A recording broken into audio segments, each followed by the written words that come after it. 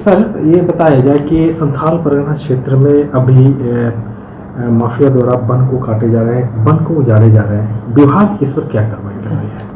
अब संथाल परगना में अवैध कटाई की कोई बड़ी घटना अभी तक हम लोग को प्रकाश में नहीं आई है।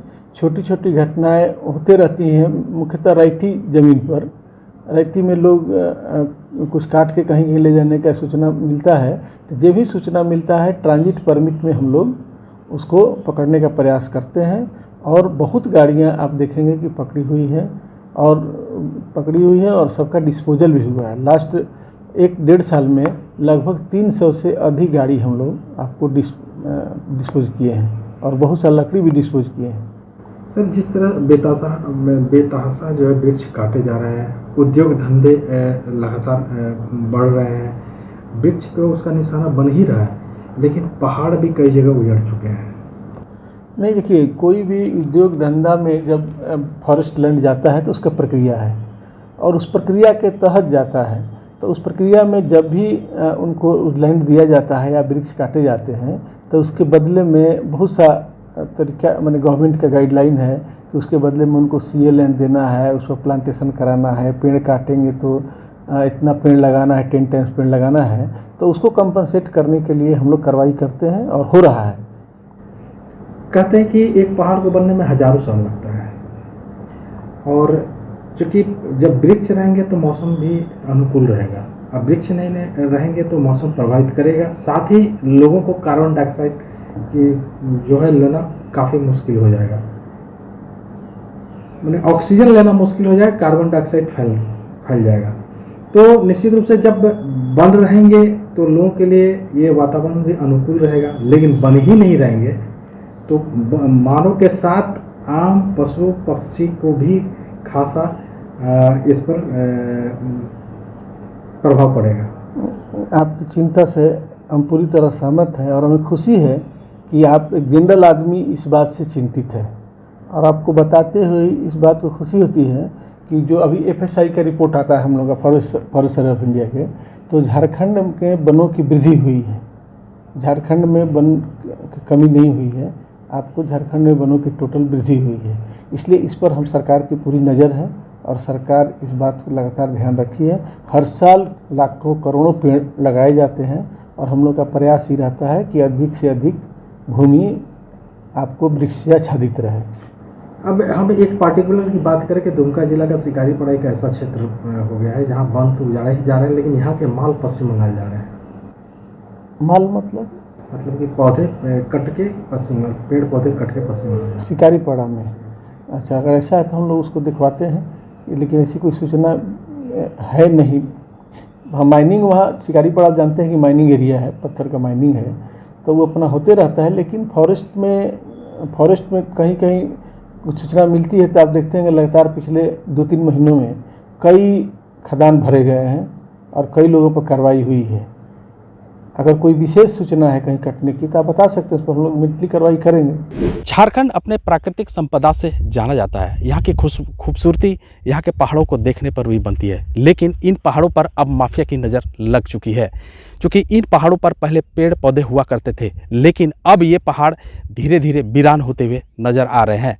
इन पहाड़ों पर उगे हुए जो पौधे थे वो पूरी तरह काट लिए गए हैं और ये पौधे माफिया द्वारा काटे गए। हम आपको दिखा सकते हैं जो इन इलाकों में देखिए कि इन पौधों को किस तरह काट लिए गए। ये पहले पूरा एक जंगल हुआ करता था, लेकिन अब इन पहाड़ों में जो है पौधे नहीं है।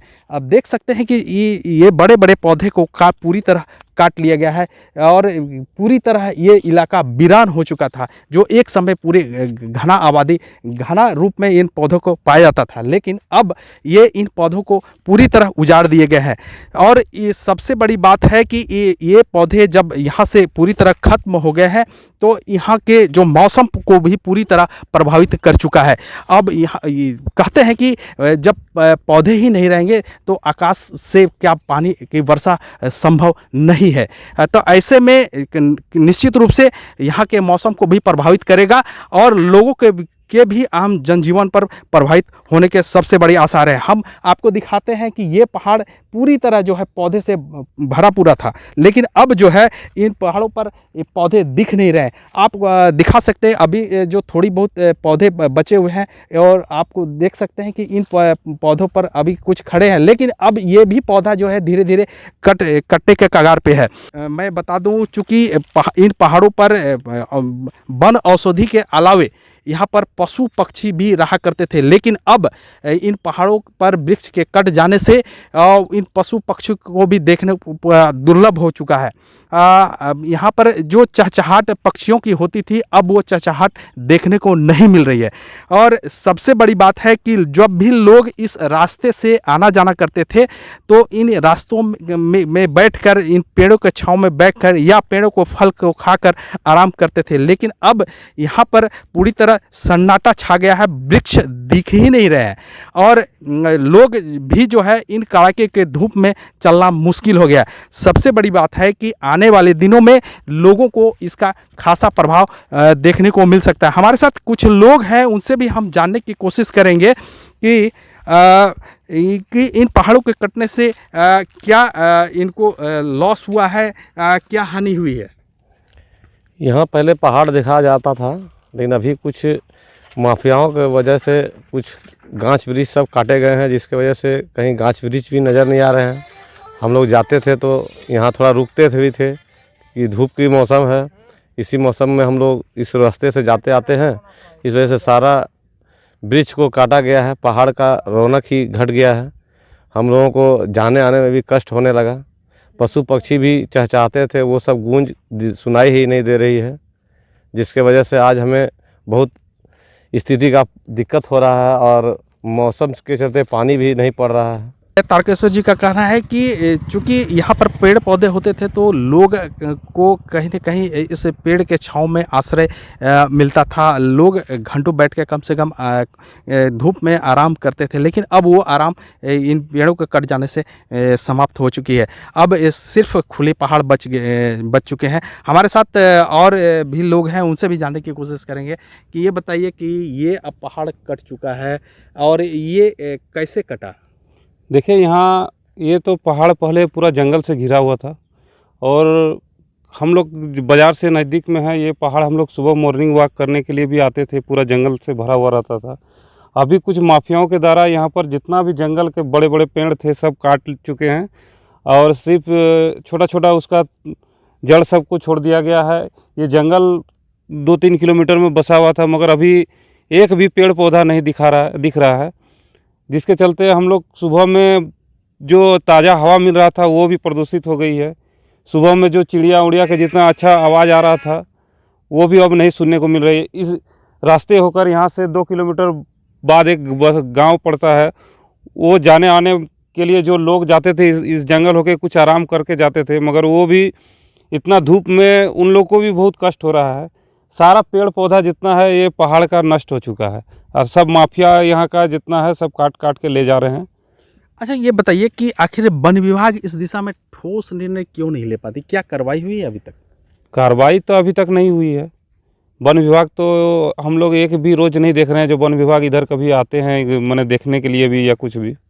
बताया ये भी जाता है कि ये पेड़ पौधे जो यहाँ पर लगे हैं वो वन विभाग द्वारा ही लगाए गए थे। हाँ, वन विभाग द्वारा ही लगाया गया था। ये ज़मीन सरकारी नहीं है, किसी मैंने पब्लिक की है, मगर इसमें वन विभाग द्वारा ही लगाया गया था। लेकिन ये पहाड़ तो फिर हाँ, पहाड़ तो मैंने वो तो सरकार की संपत्ति है।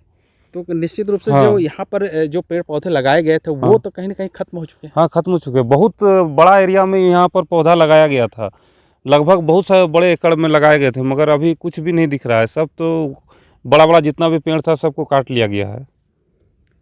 अब क्या असर होगा जो पेड़ पौधे कट जाएंगे तो? कट जाने से जो यहाँ का जो प्रदूषण है वो थोड़ा, जो शुद्ध हवा मिल रहा था वो प्रदूषित हो गया है।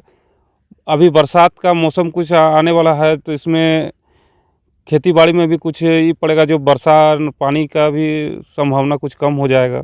एक आखिरी सवाल ये बताइए कि आखिर ये पेड़ पौधे कट के जा कहाँ रहे हैं?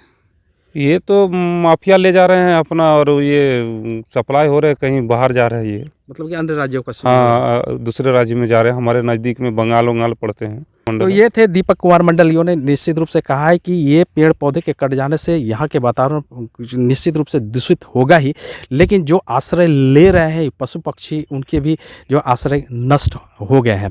बहरहाल हम ये बता सकते हैं कि चूँकि सिर्फ झारखंड का एक ये संथाल परगना इलाका ही नहीं, पूरे झारखंड की यही स्थिति है जो यहाँ पर पेड़ और पौधे लगातार कट रहे हैं, और जिसे रोकने वाला भी जो है कहीं नहीं। हालांकि वन विभाग समय समय पर कार्रवाई करती है, लेकिन जिन पर ठोस कार्रवाई होनी चाहिए उन पर नहीं हो पाती है। यही वजह है कि यहाँ के लकड़ी जो है पश्चिम बंगाल और बिहार आदि के राज्यों में बेधड़क भेजे जा रहे हैं, जिसे रोकने वाला कोई नहीं। यदि यही हाल रहा तो आने वाले समय में ये ग्लोबल वार्मिंग से भी नहीं बचा सकता है। ज़रूरत है सरकार को इस पर ठोस निर्णय लेने की, ताकि इस प्रभावित होने वाले मौसम और वृक्ष के हरियाली को भी बचाया जा सके। दुमका से विकास प्रसाद शाह, ABP न्यूज़।